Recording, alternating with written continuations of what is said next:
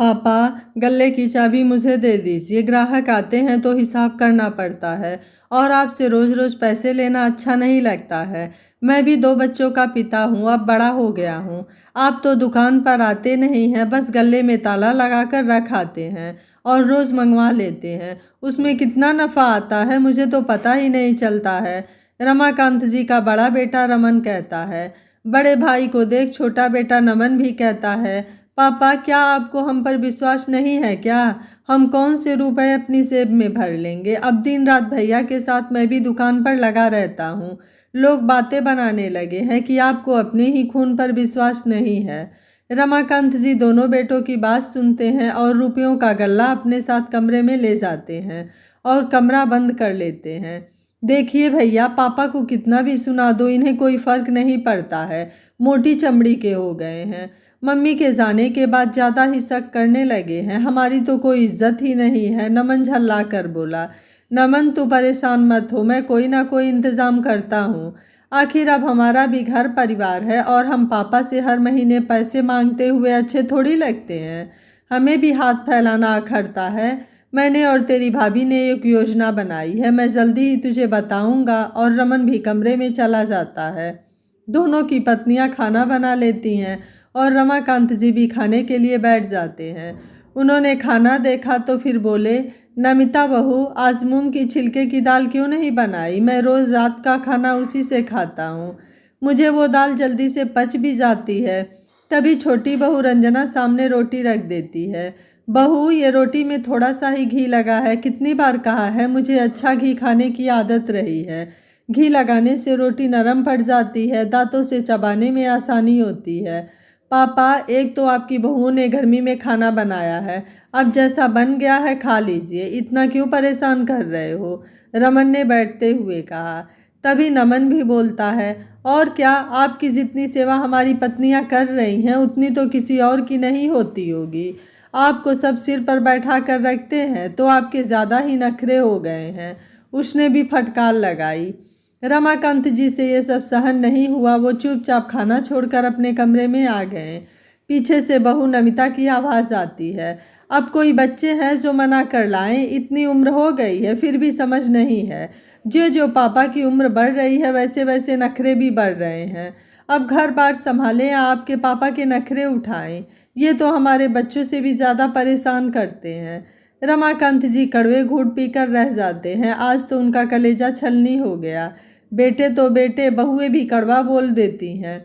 अपने ही बच्चे ऊंचे स्वर में बात करें और खुद अपने पिता का अपमान करें, इससे बड़े दुख की बात और क्या होगी? माँ होती तो रोकर दिल को हल्का कर लेती, पर पिता होना भी बड़ा मुश्किल है। मन को पत्थर बनाकर रखना होता है, बड़े से बड़े अपमान झेलने होते हैं। रमाकांत जी अपनी पत्नी मनोरमा की तस्वीर देर तक निहारते रहते हैं। पुरानी सुनहरी यादें उनकी आंखों के सामने छाने लगती है और अपनी पत्नी के लिए दिल भर आता है। मानो कल की ही बात हो, जब वो मनोरमा जी को उनके घर देखने गए थे। अच्छी पढ़ी लिखी मनोरमा को दुकानदार से शादी करना रास नहीं आ रहा था। उन्हें लग रहा था कि लड़का अच्छा पढ़ा लिखा होना चाहिए, पर उनके पिता ने जब रमाकांत जी का झमाझमाया बिजनेस देखा तो शादी तय कर दी। मनोरमा जी शुरू में उनसे खिंची रहती थी, पर जब उन्होंने रमाकांत जी का व्यवहार देखा तो वो उनके सम्मान करने लगी।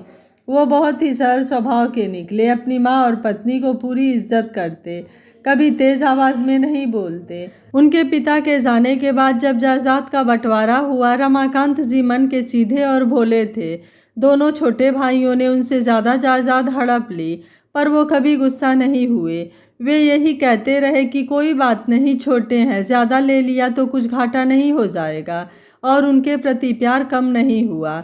अब रमाकांत जी के 2 बच्चे भी हो गए थे। बड़े बेटे का नाम रमन और छोटे बेटे का नाम नमन था। दोनों बेटों पर मनोरमा जी जान छिड़कती थी। दोनों बेटों की पसंद का बहुत ख्याल रखती थी। रमन और नमन पढ़ाई में औसत दर्जे के थे। पढ़ाई से ज़्यादा दोनों का मन दुकानदारी में रम रहा था। फिर घर का इतना अच्छा बिजनेस छोड़कर नौकरी में रखा भी क्या था। मनोरमा जी ने रमन के लिए नमिता को पसंद किया और जल्दी शादी करवा दी।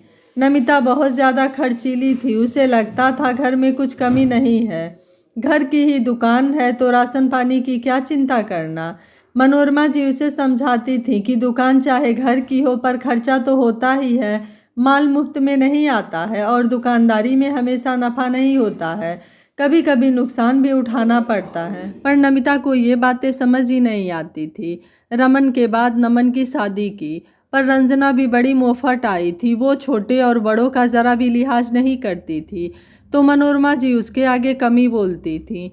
गृहस्थी की गाड़ी चल रही थी। समय के साथ दोनों बेटे बहुओं के गुलाम बनते जा रहे थे और एक ही छत के नीचे रहने के बावजूद अपने माता पिता से दूर होते चले गए। समय के साथ दोनों की उम्र भी बढ़ने लगी। अब शरीर थकने लगा था और बेटे दुकान संभालने लगे थे। रमाकांत जी दुकान सुबह और शाम ही जाते थे। अभी भी दुकान का लेन देन, नफ़ा और नुकसान सब वो ही संभालते थे। सुबह वो नौकर के साथ जाकर गल्ला रख आते थे और रात को गल्ला उठवा कर ले आते थे। दोनों बेटे बहू इसी बात से नाराज रहते थे। मनोरमा जी अपने पति का सीधा स्वभाव जानती थी। ये सब मनोरमा जी ने ही अपने पति को सिखाया था। उन्होंने तो अपने छोटे भाइयों की तरह दोनों बेटों पर विश्वास किया, लेकिन मनोरमा जी नहीं चाहती थी कि उनके जाने के बाद उनके पति को बेटे बेघर कर दें और उन्हें अपमानित करें। कैंसर के अंतिम चरण में थी। उन्होंने जाते जाते पति से वचन लिया कि वो बेटे और बहू के आगे कमज़ोर नहीं पड़ेंगे और जायदाद और दुकान जीते जी उन्हें नहीं देंगे, और सदा के लिए दुनिया से चली गईं। मनोरमा, तुम क्यों चली गई? साथ रहने का वादा किया था और बीच रास्ते में ही चली गई। और वो अपनी पत्नी की फ़ोटो निहारते निहारते सो गए। अगली सुबह वो जब उठे तो देखे घर में हल्ला मच रहा था। दोनों बहुएं अपना सामान लेकर खड़ी थीं और बेटे उन्हें मना रहे थे। नमिता, तू चली गई तो ये घर और बच्चे कौन संभालेगा? मैं अकेला रह नहीं पाऊंगा, रमन कह रहा था। रंजना, तेरे जाने के बाद मेरा क्या होगा? खाना कौन बनाएगा? तुम अपने पापा को कह दो कि हम पर हुक्म नहीं चलाएं। ये हमें ऐसे ही परेशान करेंगे, रोज़ खाने में मीन मेख निकालेंगे तो हम दोनों यहाँ नहीं रहेंगी, नमिता ने कहा। पापा, अब आपकी उम्र हो गई है और मेरी पत्नी आपसे परेशान हो चुकी है, तो आप ये घर छोड़कर गांव वाले पुश्तैनी मकान में रहने को चले जाएं। बड़े बुजुर्गों का काम है वो घर में शांति और सुख बनाए रखे, रमन ने बेशर्मी से कहा। हाँ पापा, आप गांव क्यों नहीं चले जाते? माना वो घर खंडहर हो गया है, पर आपको अब क्या करना है और कितना जीना है आपको? जीवन का अंतिम समय आप वहाँ जाकर भगवान का नाम लेकर गुजारें और हमें चैन से जीने दें, नमन भी चिढ़कर कहा। तभी नमिता बोली, ये घर से क्यों जाएंगे? इन्होंने तो हमें परेशान करने की ठान रखी है। मम्मी जी के साथ ये भी चले जाते ताकि घर में शांति तो बनी रहती। ये सुनते ही रमाकांत जी अंदर तक हिल गए, पर उन्होंने धैर्य बनाए रखा। बेटा रमन, मैं इस उम्र में कहाँ धक्के खाऊंगा? वो घर जो खंडहर हो गया है अब रहने लायक नहीं रहा है। बूढ़ी आंखों में कमजोरी आ गई है और अब तो हाथ पैर भी कांपते हैं। अब जाने कब ईश्वर का बुलावा आ जाए। मैं तो उन्हीं के बुलावों का इंतजार कर रहा हूँ, पर लगता है तुम दोनों और तुम्हारी पत्नियां मुझसे परेशान हो गई हैं। अब हमारा साथ रहना मुश्किल है। घर में क्लेश बना रहता है। बड़े बुजुर्गों का फर्ज है कि घर में शांति बनाए रखें, पर क्या छोटों का फर्ज नहीं है कि वो बुजुर्गों का ध्यान रखें, उनकी देखभाल करें? नमिता और रंजना, मैं तुम दोनों से पूछता हूँ, तुम अपने बच्चों और पति की पसंद का ख्याल रखती हो, उनकी पसंद का खाना बनाती हो, तो क्या बूढ़े ससुर को 2 समय का खाना नहीं दे सकती हो? हाँ, तुम्हें तकलीफ होती होगी, तो मैंने भी निर्णय लिया है कि अब हम अलग हो जाते हैं। ये घर और दुकान मेरी है। मुझे अफसोस होता है कि तुम दोनों बेटों को पालने से अच्छा मैं किसी जानवर को पालता, तो वो वफादारी तो निभाता। तुम सब अपने बच्चों और पत्नियों को लेकर गांव वाले खंडहर में चले जाओ। गरम खून है, कुछ ना कुछ जुगाड़ करके खाना कमा ही लोगे, ताकि तुम शांति से जी सको और मैं भी शांति से जी सकूं।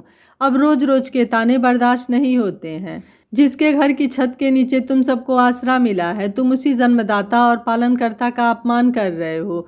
जिस दुकान का तुम खाते हो वो दुकान मेरी मेहनत का नतीजा है, और उसी दुकान के मालिक को 2 मुट्ठी दाल नहीं मिलती है। तुम दोनों से अच्छा है मैं दुकान पर 2 नौकर रख लूँगा और बैठे बैठे खा लूँगा। रमाकांत जी की बातें सुनकर चारों हक्के बक्के रह गए। वो समझते थे कि पापा तो सीधे साधे हैं, वो चुपचाप घर छोड़कर चले जाएंगे, लेकिन मनोरमा जी को पता चल चुका था कि उनके जाने के बाद रमाकांत जी अकेले पड़ जाएंगे, तो उन्होंने वचन लिया था। रमाकांत जी उसे ही निभा रहे थे। पापा, आप ऐसा कैसे कर सकते हैं? हम इस उम्र में कहाँ जाएंगे? बच्चों की फीस और खाने पीने का भी तो खर्चा है। आपने एक पल के लिए भी अपने बेटों और बहुओं और पोते पोतियों के बारे में नहीं सोचा? रमन ने कहा। हाँ पापा, ये घर और दुकान हमारा ही तो है, आप हमें इससे कैसे बेदखल कर सकते हैं? नमन ने कहा। मैं अभी जीवित हूँ और इन सब पर मेरा हक है। तुम सब मेरा ध्यान नहीं रख सकते हो तो इस घर से निकल जाओ और अपना इंतज़ाम कर लो। तुम्हारे भी बच्चे हैं, कल को तुम्हें भी बुढ़ापा आएगा और तुम्हारे बच्चे भी तुम सबको घर से निकाल दें तो तुम्हें कैसा लगेगा?